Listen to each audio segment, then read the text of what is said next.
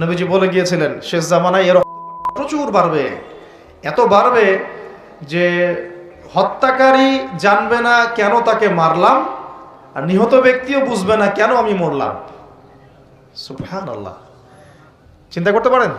বাচ্চারা জানে না যে কেন তাকে মারা হলো, আর যারা মারছে ওরাও জানে না কি কারণে মারছে, কি অপরাধ ওটার। ইয়েমেনের বাচ্চারা জানে না কেন বোমটা এসে পড়লো, আর যে ফেললো সেও জানে না কি জন্য ফেললাম। আপনারা রাস্তায় গন্ডগোল করতে যান অনেক সময়, যে বের হয় সেও জানে না কেন কিসের উদ্দেশ্যে লড়ছি, আর যে মারে সেও জানে না কি জন্য ভাইকে মারলাম। এটা শেষ জামানা। হত্যাকারী ব্যক্তি জানবে না যে কেন আমি হত্যা করছি, মাকতুল জানবে না যে কেন আমি মরলাম। শেষ জামানা হারাজ বাড়বে, হারাজ হারাজ হারাজ। নবীজি বলছেন হারাজ বাড়বে। সাহাবীরা বলছেন হারাজ কি ইয়া রাসূলুল্লাহ? নবীজি বলছেন যে মানে অস্বাভাবিক হারে হত্যাকাণ্ড বাড়তে থাকবে। আমি পরিসংখ্যান দিয়ে দিই আপনাকে দুইটা। শুধু প্রথম বিশ্বযুদ্ধেই এই 4-5 বছরের মধ্যে প্রায় 1.5 থেকে 2 কোটি মানুষ মারা গেছে। কত কোটি? আর আরো বেশি, অনেকে বলেন 2.5 কোটি 3 কোটি, আমি একটা মিনিমাম রেঞ্জ বললাম। আর দ্বিতীয় বিশ্বযুদ্ধে মারা গেছে প্রায় 6 থেকে 7 কোটি। 6 থেকে 7 কোটি। শুধু আমেরিকার একটা পারমাণবিক বোমা যেটা জাপানে পড়েছে হিরোশিমায়, ওতেই লক্ষ লক্ষ লোক মারা গেছে। এখন পর্যন্ত ওদের যে বংশ পরম্পরা, ওই যে পারমাণবিক বোমার যে প্রভাব, এটা এখন পর্যন্ত আছে। আর নাগাসাকিতে যেটা পড়েছে দ্বিতীয় বোমা, ওটার নাম ছিল ফ্যাটম্যান, আর প্রথমটার নাম ছিল লিটল বয়। এগুলো অনেক আগের বোম।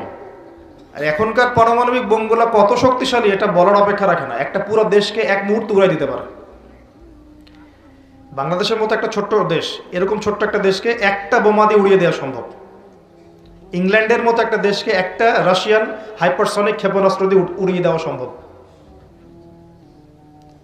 আর এখনকার সমরবিদ্যা নিয়ে যারা ঘাটাঘাটি করেন, তারা এটা আশঙ্কা করছেন যে প্রথম বিশ্বযুদ্ধের মতো, দ্বিতীয় বিশ্বযুদ্ধের মতো আরো একটা তৃতীয় বিশ্বযুদ্ধ হয়তোবা বিশ্ববাসী দেখতে যাচ্ছে।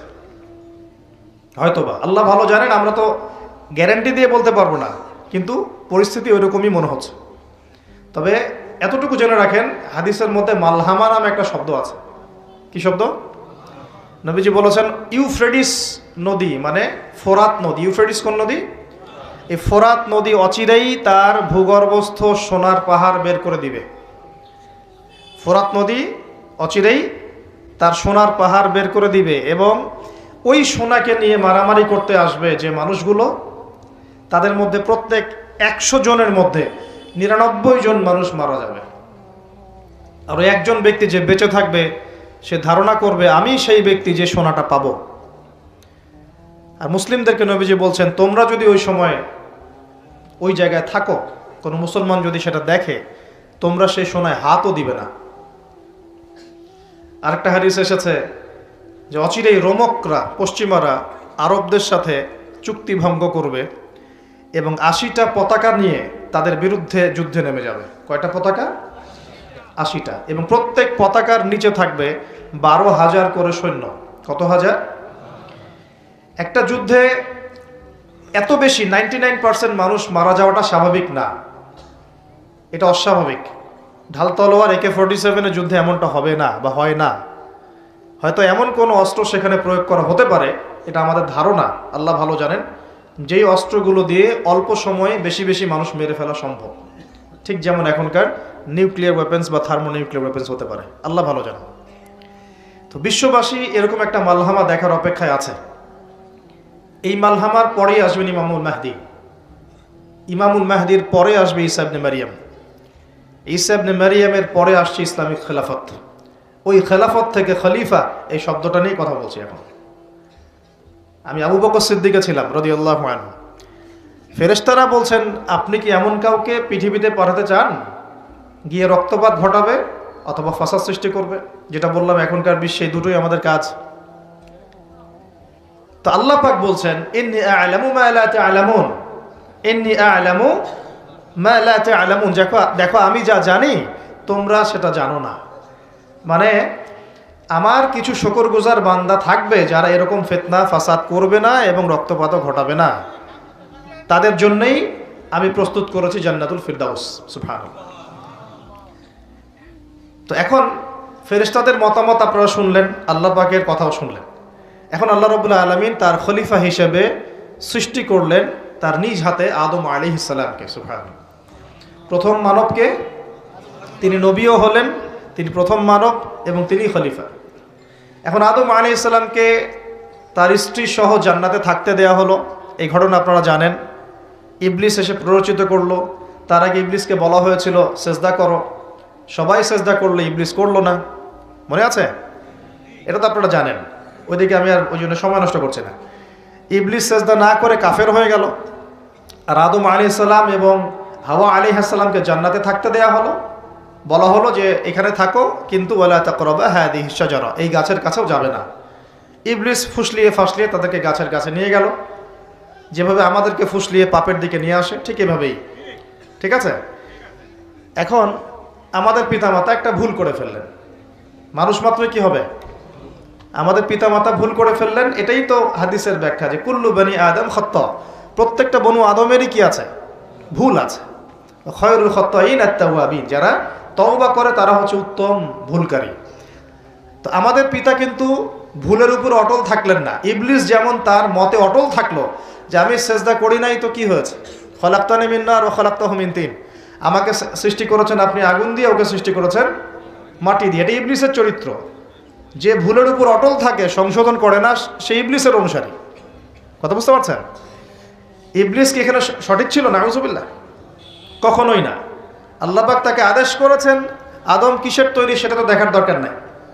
আল্লাহ পাক আদেশ করেছেন, বাস তোমাকে সেজদা করতে হবে।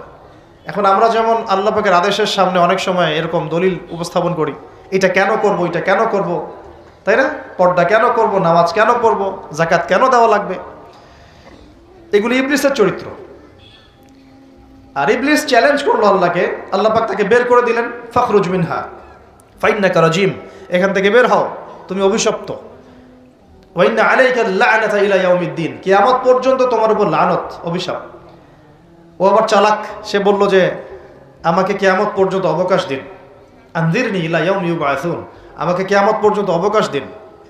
আল্লাহ পাক বলেন ইন্নাকা মিনাল মুনযারিন, যাও তুমি অবকাশপ্রাপ্তদের অন্তর্ভুক্ত একজন, ছেড়ে দিলাম তোমাকে, কিয়ামত পর্যন্ত হায়াত দেওয়া হলো। এবার সে বলছে ফাবিমা আগওয়াইতানি, হে আল্লাহ, যে আদমের জন্য আপনি আমাকে বের করে দিলেন, আমি চ্যালেঞ্জ করছি। এবার ইবলিসের চ্যালেঞ্জটাও মাথায় লিখে রাখেন, মাথায় লিখে রাখেন। ইবলিস বলছে ফাবিমা আগওয়াইতানি লাআকউদান্না লাহুম সিরাতাকাল মুস্তাকিম, যার জন্য আপনি আমাকে এখান থেকে বের করে দিলেন, আমি তার সরল পথে ওত পেতে বসে থাকবো। কিভাবে বসে থাকবো? ওত পেতে। সুম্মা লাআতিয়ান্নাহুম মিন বাইনি আইদিহিম ওয়া মিন খালফিহিম ওয়া আন আইমানিহিম ওয়া আন শামাইলিহিম ওয়া লা তাজিদু আকসারাহুম শাকিরিন, আমি তাদের ডান দিক থেকে আসব, বাম দিক থেকে আসব, সামন থেকে আসব, পিছন থেকে আসব। আপনি বেশিরভাগ আদম সন্তানকে শুকরগুজার পাবেন না। কে বললো এটা? ইবলিসের এই কথা সত্য না মিথ্যা বলেন তো? এখন সত্য হয় নাই? কিভাবে সত্য সেটা আরেকটা হাদিস থেকে দেখেন, দলিল।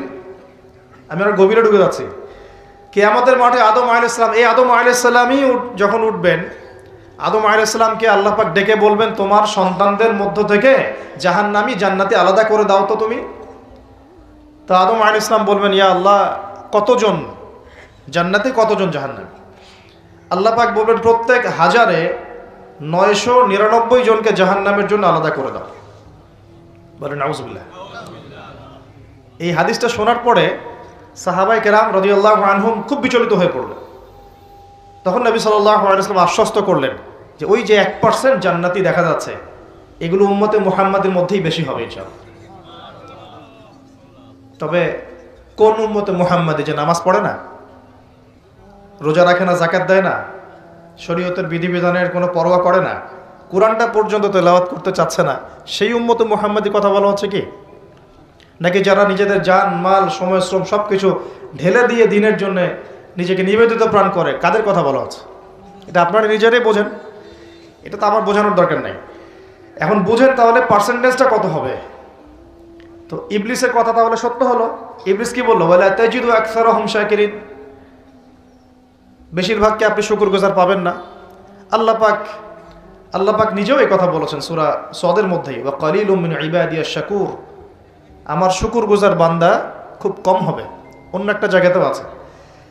তো এখন আল্লাহ রাব্বুল আলামিন আদম আলাইহিস সালাম আর হাওয়া আলাইহিস সালামকে জান্নাতে রাখলেন। তারা যে ফল খেয়ে ভুল করে ফেললেন, আল্লাহ পাক তখন তাদেরকে সাথে সাথেই বের করে দেন নাই, সাথে সাথে বের করে দেন নাই, বরং ফাতালাক্কা আদামু মির রাব্বিহি কালিমাত, আদম আলাইহিস সালাম আল্লাহর কাছ থেকে কিছু কালিমা বা বাক্য শিখে নিলেন। সুবহানাল্লাহ। ফাতাবা আলাইহি, ওই কালিমা ওই বাক্য দিয়ে আল্লাহ আদম আলাইহিস সালাম তওবা করলেন। ওই কালিমা ওই বাক্য দিয়ে আল্লাহ পাক আদম আলাইহিস সালাম কি করলেন? আবার বলছি, একটু পিছনে যান। ওই কালিমা ওই বাক্য দিয়ে আদম আলাইহিস সালাম কি করলেন? তওবা করলেন। আবার বলছি, ফাতালাক্কা আদামু মির রাব্বিহি কালিমাত, আদম আলাইহিস সালাম তার রবের কাছ থেকে কিছু কালিমা শিখে নিলেন। ফাতাবা আলাইহি, ওই কালিমা দিয়ে আল্লাহ রাব্বুল আলামিনের কাছে তিনি তওবা করলেন। ইন্নাহু হুয়াত তাওয়াবুর রহিম, এবং আল্লাহ পাক তওবা কবুল করে তাকে মাফ করে দিলেন। ওই বাক্যটা কি ছিল সেটা একটু শুনি। ওই বাক্যটা ছিল রব্বানা, আমার সাথে বলেন, রব্বানা যালামনা আনফুসানা ওয়া ইল্লাম তাগফির লানা ওয়া তারহামনা লানাকুনান্না মিনাল খাসিরিন। মানে অর্থ হচ্ছে, হে আমাদের রব, রব্বানা যালামনা আনফুসানা, আমরা নিজেদের নফসের উপর জুলুম করেছি, ওয়া ইল্লাম তাগফির লানা, আপনি যদি আমাদেরকে মাফ না করেন, ওয়া তারহামনা, আমাদের উপর রহম না করেন, লানাকুনান্না মিনাল খাসিরিন, আমরা অবশ্যই ক্ষতিগ্রস্তদের অন্তর্ভুক্ত হয়ে যাব। এই কালিমা শিখলেন কে? আদম আলাইহিস সালাম তার রবের কাছ থেকে। এই কালিমা, এই দোয়া দিয়ে তিনি তওবা করলেন, আল্লাহ রাব্বুল আলামিন তাকে মাফ করে দিলেন। তবে তিনি বলে দিলেন আর জান্নাতে থাকা হচ্ছে না। কুল নাহবিতু মিনহা জামিআ, আল্লাহ বলছেন তোমরা এখন সবাই পৃথিবীতে নেমে যাও। ফাইম্মা ইয়াতিয়ান্নাকুম মিন্নি হুদান, নেমে যাও পৃথিবীতে, কিন্তু জেনে রেখো পৃথিবীতে আমার পক্ষ থেকে তোমাদের কাছে হেদায়েত যাবে। কি যাবে? হেদায়েত মানে আসমানি কিতাব, নবী রাসূল, আসমানি কিতাব, নবী রাসূল, এগুলো আসবে তোমাদের কাছে। ফামান কুল নাহবিতু মিনহা জামিআ ফাইম্মা ইয়াতিয়ান্নাকুম মিন্নি হুদান ফামান তাবিআ হুদায়া, যে আমার এই হেদায়েতের অনুসরণ করবে, ফালা খাউফুন আলাইহিম ওয়ালা হুম ইয়াহজানুন, তাদের কোনো ভয় নাই, কোনো দুশ্চিন্তা নাই। যেই জান্নাত থেকে গিয়েছো ওই জান্নাতে ফিরে আসবে ইনশাআল্লাহ। এটা একটা কথা। আর ওয়াল্লাযীনা কাফারু ওয়া কাযযাবু বিআয়াতিনা, কিন্তু যারাই আমার ওই হেদায়েতকে মিথ্যা প্রতিপন্ন করবে, অস্বীকার করবে, কুফরি করবে, ঠিক আছে, উলাইকা আসহাবুন নার, এরা হবে জাহান্নামের অধিবাসী, হুম ফিহা খালিদুন, এখানে তারা চিরস্থায়ী হবে। আল্লাহ পাকের বক্তব্য একদম সহজ সরল পরিষ্কার না? দুনিয়াতে যাচ্ছ যাও, এটা চিরস্থায়ী নয়। এই সময়টুকুর মধ্যেই আমার পক্ষ থেকে কি আসবে বলেন? হেদায়েত আসবে, মানে যুগে যুগে নবী রাসূল আসবেন, আসমানি কিতাব আসবে। ফামান তাবিআ হুদায়া, তোমাদের মধ্যে যারা এই নবী রাসূলদেরকে মানবে, আসমানি কিতাব সমূহকে মানবে, তাদের কোনো টেনশন নাই, কোনো ভয় নাই, আবার জান্নাতে ফিরে আসবে ইনশাআল্লাহ। আর যারা নবী রাসূলকে মানবে না, আসমানি কিতাবের পরোয়া করবে না, নিজের প্রবৃত্তির দাসত্ব করবে, উলাইকা আসহাবুন নার, তারা জাহান্নামে যাবে, সেখানে চিরস্থায়ী হবে।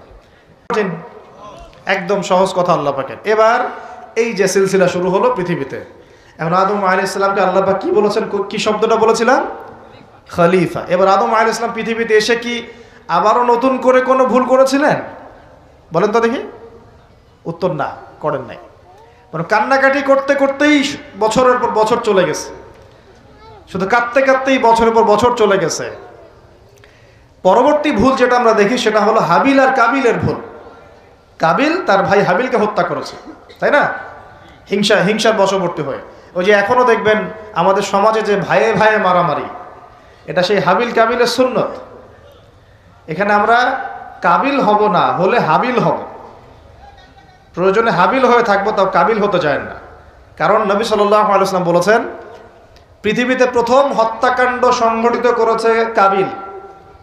ভালো করে শোনেন, যারা এই পথে আছেন ভালো করে শোনেন। পৃথিবীতে প্রথম হত্যাকাণ্ড সংঘটিত করেছে কাবিল।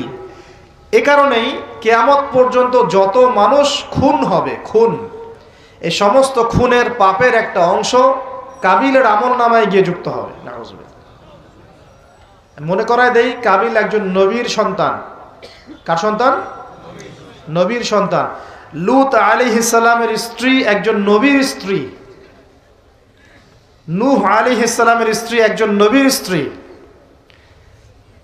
আবু লাহাব সর্বকালের সর্বশ্রেষ্ঠ মানব মুহাম্মদ সাল্লাল্লাহু আলাইহি ওয়াসাল্লামের চাচা। আবার ফেরাউনেরও স্ত্রী, তার নাম, দাসীর নাম কি? আসিয়া। তাহলে আমাদের বংশ, আমাদের রং, আমাদের জাতীয়তা, আমাদের অর্থ সম্পদ, আমাদের টাকা পয়সা, আমাদের স্ট্যাটাস, আমাদের ভাষা, আমাদের এই গোত্রীয় বিভাজন, এগুলো আমাদেরকে আল্লাহ পাকের আযাব থেকে বাঁচাতে পারবে না যদি না আমরা আল্লাহ পাকের হুকুম আহকাম মেনে চলি। একজন নবীর ছেলে কোথায় যাচ্ছে? একজন নবীর স্ত্রী কোথায় যাচ্ছে? লূত আলাইহিস সালামের স্ত্রী কোথায় যাচ্ছে? আবু জেহেল কি আল্লাহ নবী সাল্লাল্লাহু আলাইহি ওয়াসাল্লামের চাচা ছিল না? আবু লাহাব কি চাচা ছিল না? তাহলে কিসের অহংকার, কিসের অহংকার, কিসের ফুটানি, কিসের গর্ব? শুধু তাকওয়াই পারবে আমাদেরকে সেভ করতে, আর কিচ্ছু না। অনেক গভীর হয়ে যাবে, বের হয়ে আসেন। আদম আলাইহিস সালাম তার জীবদ্দশায় আল্লাহ পাকের জমিনে যতদিন থেকেছেন, তিনি কি আল্লাহর বিধান মেনেছেন না শয়তানের বিধান মেনেছেন? তার উপরে আল্লাহ পাক কিছু নাজিল করেন নাই? সহিফা নাজিল করেছেন, অবশ্যই করেছেন না? এমনকি কিভাবে কাপড় পরিধান করতে হবে, কিভাবে চাষবাস করতে হবে, কিভাবে এই পৃথিবীতে বেঁচে থাকতে হবে, এগুলো আল্লাহ রাব্বুল আলামিন জিবরাইল আলাইহিস সালামের মারফতে শিখিয়েছেন। মানুষ কাপড় পরা জানতো না, কে শিখিয়েছেন? আল্লাহ পাক। আল্লাহ পাক পোশাক নাজিল করেছেন। শুরুতে মানুষ গাছের ছালপাতা পরে থাকতো না, এগুলো মিথ্যা কথা। আল্লাহ রাব্বুল আলামিন আসমান থেকে পোশাক নাজিল করেছেন প্রথম। জিবরাইল আলাইহিস সালাম শিখিয়েছেন কিভাবে সুতা বুনতে হয়, কিভাবে জমি চাষ করতে হয়, কোন কোন গাছ উপকারী, কোন কোন গাছ উপকারী নয়, কোনটা আমরা খেতে পারবো, কোনটা খেতে পারবো না, কোন প্রাণী আমাদের জন্য খাওয়া ভালো হবে, কোনটা খাওয়া ঠিক হবে না, আল্লাহ পাক ওহীর মাধ্যমে জানিয়েছেন। এগুলো আমরা জানতাম না, এগুলো আমরা জানতাম। এমনকি কোন গাছে ঔষধি গুণাগুণ আছে, এটা আদম আলাইহিস সালামকে কে জানিয়েছে? আল্লাহ পাক তার ওহীর মাধ্যমে জানিয়েছেন। এই যে আমরা এখন সভ্যতা নিয়ে এত কথা বলি, সত্যি কথা হচ্ছে সভ্যতা শুরু হয়েছে নবীদের হাতে, আর সভ্যতা প্রসারিত হয়েছে নবীদের হাতে, আর সভ্যতা শেষও হবে একজন নবীর হাতে। সেই নবীর নাম কি? ঈসা আলাইহিস সালাম। Very good. সেই নবীর নাম কিন্তু ঈসা ইবনে মারইয়াম। তার হাতে সভ্যতা শেষ হবে। ওইটা লাস্ট একটা সভ্যতা পৃথিবী দেখবে অচিরেই সামনে। এখন আসেন, আদম আলাইহিস সালাম ছিলেন আল্লাহ পাকের খলিফা, এবং তিনি পৃথিবীতে তার আল্লাহ পাকের বিধান দিয়ে নিজে চলেছেন, পরিবারকে চালিয়েছেন, ওই সময় সমাজকে চালিয়েছেন, এবং ওই সময় পৃথিবীটাকে তিনি আল্লাহ পাকের বিধান দিয়ে পরিচালিত করেছেন, অন্য কারো বিধান দিয়ে নয়, মন গড়া বিধান দিয়ে তো মোটেই নয়, এবং নিজের রচনাকৃত বিধান দিয়ে তো মোটেই নয়, নিজের প্রবৃত্তিগত অনুসরণ দিয়ে মোটেই নয়, বরং আল্লাহ পাকের পক্ষ থেকে যা এসেছে সেইটা তিনি ফলো করেছেন। এই অনুসরণটাকে নূহ আলাইহিস সালাম করেন নাই, ইব্রাহিম আলাইহিস সালাম করেন নাই, মুসা আলাইহিস সালাম করেন নাই, ঈসা আলাইহিস সালাম করেন নাই, দাউদ আলাইহিস সালাম করেন নাই, সুলাইমান করেন নাই আলাইহিস সালাম। আমাদের নবী মুহাম্মদ সাল্লাল্লাহু আলাইহি ওয়াসাল্লাম তিনি কি করেন নাই? আমার কথা কি বুঝতে পারছেন? তাহলে তারা কি অনুসরণ করেছেন পৃথিবীতে? আল্লাহ পাকের ওহীর বিধান। কিসের বিধান? ওহীর বিধান। এখন আসেন, আরেকজন নবীকে আল্লাহ পাক বলেছেন খলিফা, তার নাম কি বলেছিলাম শুরুতে? দাউদ। কোন সূরায় আছে এটা? সদের মধ্যে। এইখানে আল্লাহ পাক আরো স্পষ্ট করে বলেছেন একজন খলিফার দায়িত্ব কি। খুব মনোযোগের সাথে শুনবেন। এখন আমি দ্বিতীয় পয়েন্টটাতে আসি, আপনাদেরকে বুঝাচ্ছি একজন খলিফার ফাংশন কি, একজন খলিফার ফাংশন বা দায়িত্ব কি। সূরা সদ থেকে কথা বলছি। কোন সূরা? বাসায় গিয়ে পড়ে নিন। সূরা সদে আল্লাহ পাক বলছেন ওই নবীর নাম যাকে আল্লাহ পাক খলিফা বলেছেন আরো একবার, তার নাম দাউদ আলাইহিস সালাম। আল্লাহ পাক বলছেন যে ইয়া দাউদ, হে দাউদ, ইন্না জাআলনাকা খলিফাতান ফিল আরদ, আমি আল্লাহ তোমাকে পৃথিবীতে আমার খলিফা করেছি। সুবহানাল্লাহ। হে দাউদ, আমি তোমাকে পৃথিবীতে আমার খলিফা করেছি। এখান থেকে বলতে গিয়ে আপনাকে বলছিলাম যে দাউদ আলাইহিস সালাম এই জেরুজালেম থেকে 40 বছর বিশ্ব শাসন করেছিলেন। কত বছর? দাউদ আলাইহিস সালাম এই জেরুজালেম থেকে, যেখানে এই লড়াইগুলো হচ্ছে এখন, এখান থেকে তিনি 40 বছর বিশ্ব শাসন করেছেন। এবং তারপরে তার সন্তান সুলাইমান আলাইহিস সালাম আরও 40 বছর তার বাবার চেয়েও দাপটের সাথে এই বিশ্ব শাসন করেছে। তো আমি এই জায়গা থেকে এখানে আসছি, ওইখান থেকেই দাউদ আলাইহিস সালাম বিশ্ব শাসন করেছিলেন। আল্লাহ পাক তাকে বলছেন খলিফা। কি করেছিলেন তিনি? আল্লাহ পাক তাকে বলছেন, ইয়া দাউদ, একটু মনোযোগের সাথে শোনেন, হে দাউদ, ইন্না জাআলনাকা খলিফাতান ফিল আরদ, আমি আল্লাহ তোমাকে এই জমিনে খলিফা করেছি। সুবহানাল্লাহ। এবং ওই জমিন বলতে কিন্তু এখন জেরুজালেম, আরদ মানে এখানে কিন্তু ওই বাইতুল মুকাদ্দাস, তিনি ওখান থেকেই বিশ্ব শাসন করেছিলেন। তোমার দায়িত্ব কি হে দাউদ, তোমার কাজটা কি? ফাহকুম বাইনান নাসি বিল হক, সূরা সাদ পড়ে দেখেন। তোমার কাজ হচ্ছে মানুষের মাঝে, অনুসারী জনগণের মাঝে তুমি ন্যায় বিচার প্রতিষ্ঠা করবা। কি করবা? তার মানে একজন, যে কেউ, একজন মেম্বার হোক, একজন চেয়ারম্যান হোক, একজন এমপি হোক, একজন মন্ত্রী হোক, একজন পিএম হোক, যাকে আল্লাহ পাক যেখানে দায়িত্ব দিবেন, খলিফা হিসেবে তার কাজ কি বলেন তো? ফাহকুম বাইনান নাসি বিল হক, সত্য ন্যায়ের মানদণ্ডে মানুষের মাঝখানে বিচার ফয়সালা করবা, বাস, এটা আপনার কাজ। নেতৃত্ব দিলে দোষের কিছু নাই, নেতৃত্ব পেলেও দোষের কিছু নাই, কিন্তু ফাংশনটা কি? একজন খলিফার কাজটা কি? আবু বকর সিদ্দিক কেমন খলিফা ছিলেন, ওমর কেমন ছিলেন, ওসমান কেমন ছিলেন, আলী কেমন ছিলেন রাদিয়াল্লাহু আনহুম আজমাইন? তারা এই আয়াতের উপর আমল করতেন, ফাহকুম বাইনান নাসি বিল হক, মানুষের মাঝখানে ন্যায় বিচার করো।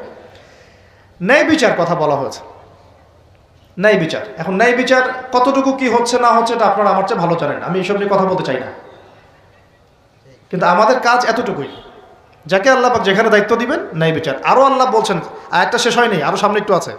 আল্লাহ পাক বলছেন, ওয়ালা তাত্তাবিউল হাওয়া, ন্যায় বিচার করো এবং নিজের হাওয়া প্রবৃত্তির অনুসরণ করো না, নিজের মন গড়া বিধানের অনুসরণ করো না, নিজের প্রবৃত্তির দাসত্ব করো না। যদি করো তাহলে কি হবে? ইউদিল্লাকা আন সাবিলিল্লাহ, তাহলে আল্লাহ পাকের এই সরল পথ থেকে ওই প্রবৃত্তির অনুসরণ তোমাকে বিচ্যুত করে দিবে। কার কথা এগুলো? আল্লাহর কথা। ইন্নাল্লাযীনা ইউদিল্লুনা আন সাবিলিল্লাহ, পরের আয়াত, নিশ্চয়ই যারা আল্লাহ পাকের সরল পথ থেকে বিচ্যুত হয়ে গেছে, লাহুম আযাবুন শাদীদ, তাদের জন্য কঠিন শাস্তি আছে। আযাবুন শাদীদ মানে কঠিন শাস্তি আছে। বিমা নাসু ইয়াউমাল হিসাব, এই কারণে যে তারা হিসাবের দিনটা ভুলে গিয়েছে। এই দুইটা আয়াত আমি শোনাই দিলাম আপনাকে। আল্লাহ পাক যাকে যেখানে দায়িত্ব দিবেন সবসময় এই দুইটা আয়াত মাথায় রাখবেন, যে আল্লাহ পাক আপনাকে দাউদ আলাইহিস সালামের মতো কাজ দিয়েছেন, আল্লাহ পাক আপনাকে আদম আলাইহিস সালামের মতো কাজ দিয়েছেন। যাকেই দেখ, X Y Z whoever he is, এটা আমাদের দেখার বিষয় না। আমরা ধর্মতাত্ত্বিক দৃষ্টিকোণ থেকে শুধু মূলনীতিগুলো বলবো। তাহলে এখানে খলিফার কাজ কি বুঝতে পারলাম? মানুষের মাঝে ন্যায় বিচার প্রতিষ্ঠা করা, প্রবৃত্তির দাসত্ব না করা। যদি করি তাহলে কঠিন শাস্তি অপেক্ষা করছে। এখন আসেন, আল্লাহ নবী সাল্লাল্লাহু আলাইহি ওয়াসাল্লাম কি এই আয়াতের উপর আমল করে যান নাই? গিয়েছেন না যান নাই? তার জীবদ্দশায়, তার 23 বছরের এই নববী জীবনে কেউ কখনো জুলুমের শিকার হয়েছিল? বলেন তো, কেউ বলতে পারবে বুকে হাত দিয়ে যে একজন মানুষ জুলুমের শিকার হয়েছে? তার রেখে যাওয়া ইসলামের এই প্ল্যাটফর্মের উপরে আবু বকর সিদ্দিক শাসন চালিয়েছেন 2.5 বছরের মতো। আবু বকর সিদ্দিকের সময় কি কেউ জুলুমের শিকার হয়েছিল? তিনি কি এই আয়াতগুলোর উপর আমল করেছিলেন না করেন নাই? তাহলে তিনি একজন সফল খলিফা ছিলেন। আমরা খলিফা এবং খেলাফা দুটার ব্যাখ্যা বুঝতে পারলাম। যে খলিফা আল্লাহ পাকের বিধান মেনে বিচার ফয়সালা করে, ওই শাসন ব্যবস্থাটাকেই বলা হয় খিলাফা। এটা নতুন কোনো মৌলবাদী শব্দ নয়, আমরা ভুল বুঝি, আমাদেরকে ভুল বোঝানো হয়। একজন খলিফা যে আল্লাহ পাকের বিধান অনুযায়ী বিচার ফয়সালা করে, তার ওই শাসন ব্যবস্থাটাকে বলা হয় খিলাফা, যেটা আসবে সামনে ঈসা আলাইহিস সালামের হাতে। এখন আপনি সর্বোচ্চ পর্যায়ে যান বিশ্বের, এখানে খিলাফা কায়েম আছে? অনেস্টলি বলেন, এখানে কি আল্লাহর বিধান দিয়ে বিচার ফয়সালা করা হয় নাকি? আমাদের যদি এর পরেও চোখ না খুলে, তাহলে নিশ্চিত আমরা ইন্টারনালি ব্লাইন্ড, আধ্যাত্মিকভাবে অন্ধ হয়ে গেছে। আর যারা অন্ধ তারাই তো অন্ধতা। আমি আপনাদেরকে দলিল দিলে রাত 2টা-3টা বেজে যাবে। একজন সাহাবীর হত্যার প্রতিশোধ নেওয়ার জন্য নবী সাল্লাল্লাহু আলাইহি ওয়াসাল্লাম 30,000 সৈন্যবাহিনী রেডি করে রোমানদের বিরুদ্ধে যুদ্ধ করতে পাঠিয়েছে। কয়জন সাহাবী? আবার একজন দিনী বোন মুসলিম রমণী মহিলা সাহাবীর ইজ্জতের বিনিময়ে পুরা বনু কুরাইজার সাথে নবী যুদ্ধ করেছেন। নবী একজন রাষ্ট্রদূত পাঠিয়েছিলেন, খ্রিস্টানরা ওই রাষ্ট্রদূতকে হত্যা করেছিল। ওই একজন সাহাবীকে হত্যার প্রতিশোধ নেওয়ার জন্য আল্লাহ নবী সাল্লাল্লাহু আলাইহি ওয়াসাল্লাম মুতার যুদ্ধে চলে গিয়েছেন। কি মনে করেছে মুসলমানদেরকে ওরা যা ইচ্ছা তাই করবে? যখনই মুসলিমরা ইসলামের পক্ষে কথা বলার চেষ্টা করে অথবা শক্ত অবস্থান দেখানোর চেষ্টা করে, ওরা কয়েকটা অস্ত্র প্রয়োগ করে, স্যাংশন দিয়ে দিব, তারপরে কি করব, টাকার মান কমিয়ে দিব, ভিসা বাতিল করে দিব, অনেক সমস্যা। ওদের কাছে এরকম 70 থেকে 72টা অস্ত্র থাকে, একটা একটা করে প্রয়োগ করে। স্যাংশন একটা অস্ত্র, ভিসা একটা অস্ত্র, টাকার মান ইনফ্লেশন হবে এটা একটা অস্ত্র, ঋণ দেওয়া বন্ধ করে দেবো একটা অস্ত্র, IMF এর লোন দিব না একটা অস্ত্র। এরকম অস্ত্র শেষ নাই। এগুলো আপনারা সবাই বুঝবেন না, পলিটিশিয়ানরা বুঝবে। পড়াশোনা করেন, আমাদেরকে চোখ কান খোলা রেখে চলতে হবে। আমি এই মূল জায়গা থেকে আস্তে আস্তে শেষের দিকে আসতেছি, একটু মনোযোগ ধরে রাখেন। এটা হলো খেলাফা এবং খলিফার ফাংশন। এখন আবু বকর সিদ্দিক কি এটা আমল করে দেখেন নাই? উমর ইবনুল খাত্তাব তার 10 বছরের শাসন, কত বছর? এই 10 বছরে আপনি একজন মানুষ দেখান যে অনাহারে মারা গেছে বা দারিদ্র সীমার নিচে ছিল, বা ওই 10 বছরে একজন মুসলিম বোনের ইজ্জত হানি করা হয়েছে, একটা বাচ্চাকে হত্যা করতে পেরেছে, বা একজন মুসলিম ভাইকে অন্যায়ভাবে হত্যা করেছে, বা শুধু মুসলমানদের উপরে গরম গরম কথা পর্যন্ত বলেছে, একটা দলিল খালি দেখান আমাকে। 10 বছরে আপনি দেখাতে পারবেন না। বরং মানুষ চাকরি ছেড়ে দিচ্ছে এসে, ইয়া আমিরুল মুমিনিন, আমার কোর্টে তো মামলাই আসে না, আমাকে অযথা বেতন দেন কেন? এই যে বর্তমান রাষ্ট্র ব্যবস্থার কাঠামো, এটা ওমর রাদিয়াল্লাহু আনহু দিয়েছেন। তার জীবনী পড়ে দেখেন, ইতিহাসগুলো পড়ে দেখেন। এখন এই 10 বছর যদি এভাবে চালানো যায়, তাহলে আমরা কেন এখন দুর্বল হচ্ছে? আরো সামনে যান, ওই 10 বছরে ওমর রাদিয়াল্লাহু আনহু এই বাইতুল মুকাদ্দাসও জয় করেছিলেন, মনে আছে?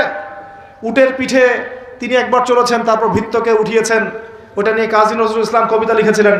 এগুলো তো এখন নাই। কবিতাটা, এটা তো আমিরুল মুমিনিন কবিতা ছিল না একটা আগে, ওটা তো এখন আপনারা পড়তে পারেন না। কেন পড়তে পারেন না এটা আপনারা বুঝবেন। কেন পড়া যাচ্ছে না, কি সমস্যা হচ্ছে, পড়লে কি হবে, কোথায় নিয়ে যাচ্ছি আমরা বাচ্চাদেরকে? এখন কোন দিকে নিয়ে যাচ্ছি বাচ্চাদেরকে আমরা? আসলে ইসলামের শিক্ষা ছাড়া আপনি যত শিক্ষায় শিক্ষিত করেন না কেন, পরকালে আপনি পস্তাবেন, আমরা পস্তাবো না। পরকালে আপনি পস্তাবেন যে আমি আমার সন্তানকে কেন এই শিক্ষা দিয়ে আসলাম না। হয়তো আজকে রব্বির হামহুমা কামা রব্বায়ানি সগীরা বলতে পারতো, এখন তো সেটাও পারছে না। উসমান রাদিয়াল্লাহু আনহু খেলাফতের পর আরো 12 বছর, কত বছর? একটা ঘটনা দেখান আমাকে, মুসলিমদের অধঃপতনের বা মুসলমানদেরকে অপদস্থ করেছে একটা ঘটনা দেখেন। এরপর আলী ইবনে আবি তালেবের আরো প্রায় 1.5-2 বছর, ওই সময় দেখেন। আমি বলেছিলাম 1200 বছর প্রায়। তারপর উমাইয়ারা শাসন করেছে প্রায় 97 বছর। কত বছর? নিজেদের মধ্যে অনেক সমস্যা হয়েছিল। যেমন এখন আমাদের সবাই মুসলিম ভাই, পলিটিক্যালি নিজেদের মধ্যে সমস্যা হয় না? এরকম সমস্যা হয়েছিল উমাইয়া খেলাফতেও, উসমান রাদিয়াল্লাহু আনহুর সময়ও, আলী ইবনে আবি তালেবের সময়ও। কিন্তু কখনো বাইরের শত্রুদের কাছে আমরা পরাজিত হই নাই। মানে আমার ঘরে কি সমস্যা আছে, আমি সেটা ঘরে বুঝবো। ভাইয়ের সাথে ভাইয়ের সমস্যা হচ্ছে, ওকে ঠিক আছে, হাতাহাতি হয়েছে, মারামারি হয়েছে, অস্ত্র নিয়ে মুখোমুখি হয়েছি, এটা আমার ঘরের সমস্যা। কিন্তু বহির্বিশ্বে মুসলমানদের উপর চোখ রাঙিয়ে কথা বলেছে এমন একটা জাতি খুঁজে পাওয়া যাইত না তখন। 97 বছর উমাইয়ারা করেছে। তারপরে আব্বাসীয়রা এসেছে, আব্বাসীয়রা এসে প্রায় 550 বছর চালিয়েছে। কত বছর? এর পর আসছে মামলুক, তারপরে ফাতেমিরা, ওইদিকে কর্ডোভাতে ছিল ইসলামিক খেলাফত, ওই আন্দালুসিয়ায়, এখনকার স্পেন, ইতালি, এগুলো সব আমাদের ছিল। তারপরে সালাহউদ্দিন আইয়ুবী রাহিমাহুল্লাহর আইয়ুবী শাসন এসেছে। তারপরে জেঙ্গিদের শাসন এসেছে। মোগলদেরটা জানেন আপনারা, আফগানদেরটা জানেন, এমনকি হিন্দুস্তান পর্যন্ত দেখেন নাই? এটা পুরো আমাদের আওতাভুক্ত ছিল এক সময়, ইংরেজরা আসার আগ পর্যন্ত। এভাবে বিশ্ব এগিয়ে গেছে ইসলামের হাত ধরে। কখনো কাউকে জোর করে ফোর্স করে মুসলমান করানো হয় নাই, কখনো কোনো অমুসলিমের অধিকার খর্ব করা হয়নি। এবং একজন অমুসলিম যদি আমাদের আন্ডারে থাকতো, তার অধিকার সবার আগে নিশ্চিত করা হয়েছে। যাকাত সবাই প্রদান করত, সালাত আদায় করত, সবাই কোরআনওয়ালা ছিল, ওলামায়ে কেরামদেরকে সম্মান করা হতো, মসজিদ মাদ্রাসা গড়ে তোলা হয়েছিল, সুদ ছিল না, মানুষ হালাল খেত, এবং মুসলিমদের একটা ঐক্যবদ্ধ সামরিক শক্তি ছিল। আস্তে আস্তে আস্তে আস্তে বিগত বেশি দিন না, আমার স্টাডি হচ্ছে বিগত মাত্র 100 থেকে 150 বছর, লাস্ট 100 থেকে 150 বছরে আমাদের পুরো টেবিলটাই উল্টে গেছে মনে হয়। এক্স্যাক্টলি, উসমানী খেলাফতের পতনের সময় থেকে 1914 সালে এটার পতন ঘটেছে, প্রথম বিশ্বযুদ্ধের সময়। এরপর থেকেই কেন জানি এই যে বিগত 100 বছরে পুরো বিশ্বের চিত্রটাই উল্টায় গেল। যারা আমাদেরকে কর দিত একসময়, ট্যাক্স, ওরা এখন আমাদেরকে বলে ঋণ দিব কি দিব না। সুবহানাল্লাহ, আপনারা চিন্তা করেন একটু বিষয়টা।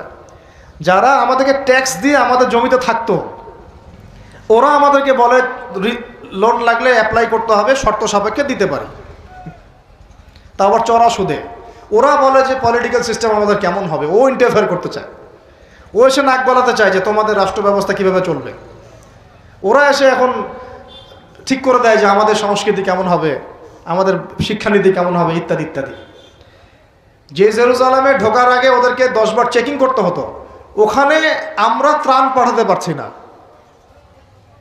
ওখানে আমরা মুসলমানরাই আমাদের ভাইকে ত্রাণ পাঠাতে পারছি না।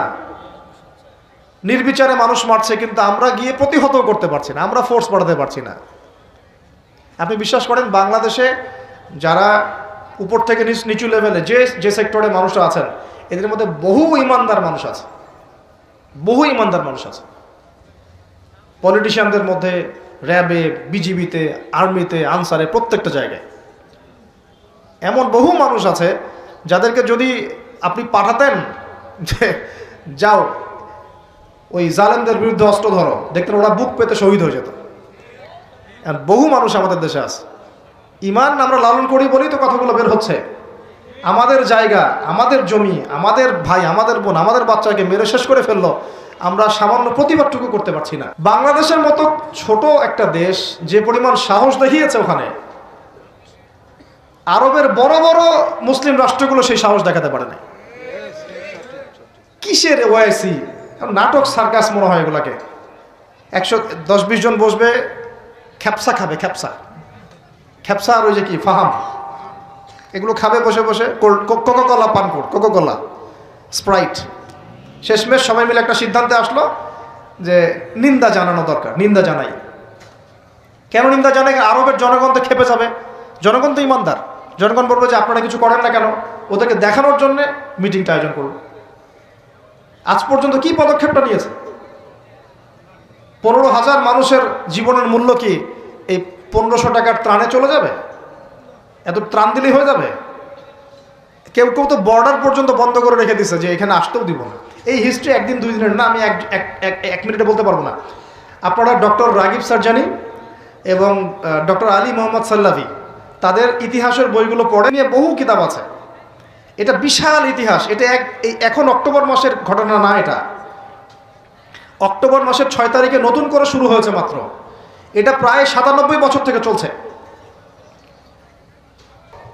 সামনে বুঝতে পারবেন।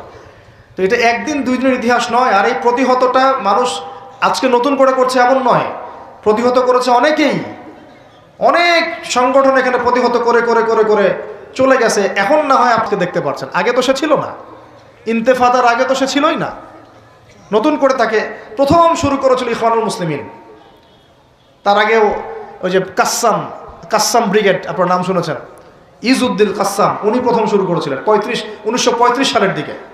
ইতিহাসগুলো পড়তে থাকেন এবং কিভাবে তার আস্তে আস্তে এই জায়গায় ঘাঁটি গেড়েছে। আর এখন তারা কত শক্তিশালী আমাদের কল্পনার বাইরে। তা আমরা আমাদের আল্লাহ রাব্বুল আলামিনের কাছে দোয়ার চ্যানেল খোলা আছে, আমরা আমাদের মন থেকে দোয়া করবো ইনশাআল্লাহ। বলতে পারলে বলবো, লিখতে পারলে লিখবো, পণ্য বয়কট করতে পারলে করব, আমরা কূটনৈতিক সম্পর্ক ছিন্ন করতে পারলে করব, আমাদের পক্ষে যা করা সম্ভব তাই করবো ইনশাআল্লাহ। কারণ আমাদের তো হাত বাঁধা। দেখেন, আপনি চিন্তা করেন, চারপাশে আরব রাষ্ট্রগুলো তামাশা দেখছে, তো এই দিকে পৃথিবী যাবে। এখন আমরা আজকে সংক্ষিপ্ত আলোচনায় এতটুকু বোঝানোর চেষ্টা করলাম। দেখুন, আমরা পৃথিবীতে এমনি এমনি আসি নাই, আল্লাহ পাকের খলিফা হয়ে এসেছে। আল্লাহ পাকের খলিফার কাজ নিজে আল্লাহ পাকের বিধান মেনে চলা, তারপরে সবার আগে আমার পরিবারকে মানানোর চেষ্টা করানো। যদি পরিবার মানে আলহামদুলিল্লাহ, যদি না মানে দাওয়াত দেয়াই আমার কাজ এতটুকু পর্যন্ত। আর যদি আমার সন্তান হয় তাহলে তাকে আমি ফোর্স করতে পারি, চাপ দিতে পারি, কিন্তু আমি আমার পিতাকে তো চাপ দিতে পারবো না, আমার মাকে আমি চাপ দিতে পারবো না, দাওয়াত দিতে পারবো। আমার স্ত্রী সন্তানদেরকে আমি চাপ দিতে পারবো। তো খলিফা নিজেও হব, নিজের পরিবারের মধ্যেও সেই খলিফার সুন্নতগুলো থাকবে। তারপরে আমি আমার সাধ্যমতো সমাজে এটার প্রচার প্রসার ঘটাবো। আল্লাহ পাক যদি কবুল করেন বড় পরিসরেও খিলাফা কায়েম হবে ইনশাআল্লাহ। আর আল্লাহ পাক যাকে যেখানে দায়িত্ব দিবেন তার মনে রাখা উচিত হবে তিনি হচ্ছেন এই পৃথিবীতে আদম আলাইহিস সালামের সন্তান। তিনি এই পৃথিবীতে ওই দাউদ আলাইহিস সালামের রোল প্লে করছেন। এরপরে তার সাধ্য অনুযায়ী সে ইসলাম কেন্দ্রিক সমাজ গঠনের চেষ্টা করবে। যদি না পারে বা প্রতিবন্ধকতা থাকে, ওজর আপত্তি আল্লাহর কাছে পেশ করবে। আর যদি একেবারেই অস্বীকার করে, কুফরি করে, তাহলে তার শাস্তি আল্লাহ পাক তাকে দিবেন। আর সর্বশেষ কথা হলো, এই খিলাফার বদৌলতেই 4 খলিফার যুগ থেকে এই যে আমি আপনাকে 1914 সাল পর্যন্ত দেখালাম, এই মুসলিম বিশ্ব দাপটের সাথে মাথা উঁচু করে বেঁচেছিল। আর বিগত 100 বছরে যখন এগুলো আস্তে আস্তে উঠে গেছে, ড্যামলিশ হয়েছে, তখন আস্তে আস্তে পুরো টেবিলটাই উল্টে গেছে। তো এখন এই অবস্থাতে বিশ্বটা চলছে, এটা কি চিরস্থায়ী হবে? উত্তর হচ্ছে না, এটা চিরস্থায়ী হবে না। আজকে হোক আর কালকে হোক আর 100 বছর পরেই হোক, এটা চিরস্থায়ী হচ্ছে না ইনশাআল্লাহ। কখন চিরস্থায়ী হবে না? যখন একটা প্রজন্ম গড়ে উঠবে, যেই প্রজন্ম তাদের মুসলিম বীর সেনাদের ইতিহাস জানে, শেকড় চিনে, যেই প্রজন্ম 5 ওয়াক্ত নামাজি মাশাআল্লাহ, তাহাজ্জুদ গোজার, হালাল খায়, যে যারা আদর্শ পরিবার করার চেষ্টা করে, যারা সৎ কাজে আদেশ করে, অসৎ কাজে নিষেধ করে, যারা ইউনাইটেড, ঐক্যবদ্ধ, বিভক্ত না, যারা আল্লাহর বিধানের সামনে মাথা পেতে দেয়, অন্য কোনো তাগুতি বিধান তারা মেনে চলে না, যারা ইসলামটাকে আবারও বিশ্ব বিজয়ী করার ফিকির করে, চিন্তা করে, ওইভাবে কাজ করে, ইনশাআল্লাহ ওই রকম প্রজন্ম যখন আসবে তখন বিজয় দেখতে পারবো ইনশাআল্লাহ। তবে আমার মনে হয় না যে এখন সেই প্রজন্ম আছে বা চলছে, আমার মনে হয় না। কারণ এখন আমরা বেশিরভাগ ক্ষেত্রেই দুনিয়া নিয়ে ব্যস্ত হয়ে গেছি। আমরা অনেকেই নামাজ ছেড়ে দিয়েছি। কোরআন তো মাশাআল্লাহ আমরা বললাম প্রথমে যে অনেকেই পড়তে জানি না, সুন্নাহ মাফিক জীবনযাপন করছি না। পরিবার তো আসলে কি বলবো, নিজের বলতে নিজেরই খারাপ লাগে। অনেক পরিবার এখন জাহান্নামের টুকরা হয়ে গেছে, জাহান্নামের টুকরা হয়ে গেছে। সৎ কাজে আদেশ সবাই করছি না, অসৎ কাজে নিষেধ সবাই করছি না। কে কাকে জাতির সামনে ছোট করতে পারে, মানে এগুলোই মনে হচ্ছে আমাদের কাজ। অথচ আমরা মূল লক্ষ্য থেকে কোথায় সরে গেলাম, মূল লক্ষ্যটা থেকে কত দূরে সরে গেলাম। আল্লাহ পাক আমাদেরকে সেই মূল বিষয়গুলো বোঝার তৌফিক দান করুন। ঘরের পাশে আগুন লাগলে কি ভাই আপনি এখানে ভাইয়ে ভাইয়ে তর্ক করবেন? আগুন আগে নিয়ে ভাবো। পুরো বিশ্বে আগুন জ্বলে গেছে, আগুন জ্বলছে পুরো বিশ্বে। আল্লাহ পাক কোরআনে এটা বলেছেন, ইউরিদুনা লিইউতফিউ নূরাল্লাহি বিআফওয়াহিহিম। তারা আল্লাহ পাকের এই নূর মানে কোরআন, হাদিস, ইসলাম, এটাকে মুখের ফুৎকারে নিভিয়ে ফেলতে চায়। আল্লাহ বলছে আল্লাহু ইউতিম্মু নূরাহু, কিন্তু আল্লাহ পাক তার নূরকে প্রজ্বলিত করবেন। ওয়ালাউ কারিহাল কাফিরুন, যদিও এই কাফেররা এটা পছন্দ করে না। মানে এটা প্রজ্বলিত করার দায়িত্ব আল্লাহ পাকই নিয়েছেন। কখন হবে? 2-3টা আয়াত বলে শেষ করে দেই খালি। আল্লাহ পাক বলেছেন ইন তানসুরুল্লাহ ইয়ানসুরুকুম, তোমরা যদি আল্লাহকে সাহায্য করো, মানে তোমরা যদি আল্লাহর দ্বীনকে সাহায্য করো, তাহলেই আল্লাহ তোমাদেরকে সাহায্য করবেন। এমনি এমনি সাহায্য নামবে না। এই যুগটা আবরাহার যুগ না, যে আবরাহা হস্তি বাহিনী নিয়ে হেঁটে যাবে আর আসমান থেকে পাখি আসবে ঝাঁকে ঝাঁকে, আবাবিল তৈরন আবাবিল নেমে আসবে, এটা সেই যুগ না। এখানে আপনাকে আপনার রিজিকের ফয়সালা যেমন নিজেকে করতে হয়, কাজ করতে হয় না, আকাশ থেকে মান্না সালোয়া পড়ে, রিজিক আল্লাহ দেন, কাজ আমাকে করতে হয়। ঠিক একইভাবে দিন প্রতিষ্ঠার ক্ষেত্রে ওইভাবেই কাজ না করলে আল্লাহ রাব্বুল আলামিন আসমান থেকে বিজয় দিবেন না। ইন তানসুরুল্লাহ ইয়ানসুরকুম, তোমরা যদি আল্লাহকে সাহায্য করো তবেই আল্লাহ তোমাদেরকে সাহায্য করবেন। ওয়া ইউসাব্বিত আকদামাকুম, তোমাদের পা আল্লাহ পাক সুদৃঢ় করে দিবেন ইনশাআল্লাহ। সুবহানাল্লাহ। আরো বলেছেন আল্লাহ পাক ইন্নাল্লাহা লা ইউগাইয়িরু মা বিকওমিন, আল্লাহ পাক কোনো কওমের অবস্থা ততক্ষণ পরিবর্তন করেন না। শুনে নেন, আল্লাহ পাক কোনো কওমের অবস্থা ততক্ষণ পরিবর্তন করে না হাত্তা ইউগাইয়িরু মা বিআনফুসিহিম, যতক্ষণ না তারা নিজেদের অবস্থা পরিবর্তনের চেষ্টা করছে। আল্লাহ পাকের কথার উপর কোনো কথা নাই, এর উপর কোনো ওয়াজি নাই। আমাদের কথা তো কিচ্ছু না, আল্লাহ পাকের কথার উপর কোনো কথাই নাই। ইন তানসুরুল্লাহ ইয়ানসুরকুম, তোমরা আল্লাহকে সাহায্য করো, আল্লাহর দ্বীনকে সাহায্য করো, আল্লাহ তোমাদেরকে সাহায্য করো। ওয়া ইউসাব্বিত আকদামাকুম, পা শক্ত করে দিবেন ইনশাআল্লাহ, কেউ টলাতে পারবে না। আর ইন্নাল্লাহা লা ইউগাইয়িরু মা বিকওমিন, মনে রেখো আল্লাহ পাক কোনো কওমের অবস্থা, কোনো জাতির অবস্থা ততক্ষণ পরিবর্তন করেন না যতক্ষণ না হাত্তা ইউগাইয়িরু মা বিআনফুসিহিম, যতক্ষণ না তারা নিজেদের অবস্থা পরিবর্তনের চেষ্টা করছে।